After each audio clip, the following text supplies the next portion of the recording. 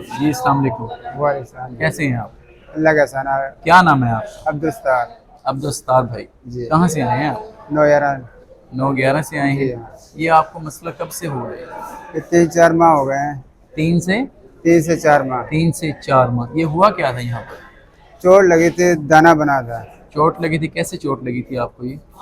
ये पिकअप पीछे से खुली हुई थी, अच्छा। तो उसकी नुक्कड़ जो है ना वही यहाँ पर लग गई। अच्छा, कोना लगा था आपको ये? कोना।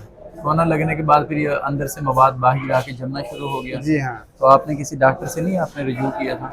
जी किया था, उन्होंने जवाब दे दिया।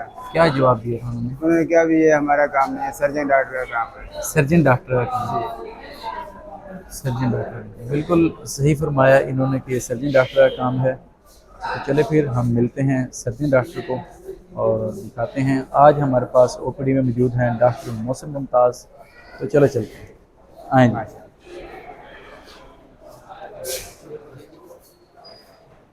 हाँ भाई, क्या हाल है आपका? ठीक है। कब से बना ये मसला, दिखाओ। ये 3-4 महीने हो गए। 3-4 माह से तो नहीं है? चलें ठीक है,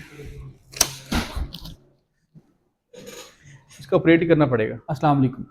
मेरा नाम डॉक्टर मोहम्मद मोहसिन मुमताज़ है और मैं कंसल्टेंट लेप्रोस्कोपिक और बैरिएट्रिक सर्जन हूँ और डीएचयू हॉस्पिटल में मैं अपने फ़राइज़ सर अंजाम दे रहा हूँ। जैसा कि आपने इस पेशेंट को देखा है, इस पेशेंट को जो इसके सर के ऊपर एक ट्यूमर टाइप, एक रसौली नुमा चीज़ है, जिसको हम स्किन का ट्यूमर भी कह सकते हैं।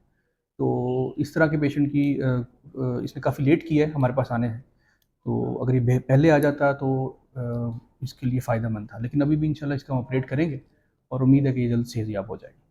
और किसी भी पेशेंट को कोई भी मसला हो तो उसको डॉक्टर को लाजमन चेकअप कराना चाहिए, उसको डिले नहीं करना चाहिए। जब चीज़ें डिले होती हैं तो चीज़ें प्रोग्रेस हो जाती हैं, जो बीमारी है वो फैल जाती है।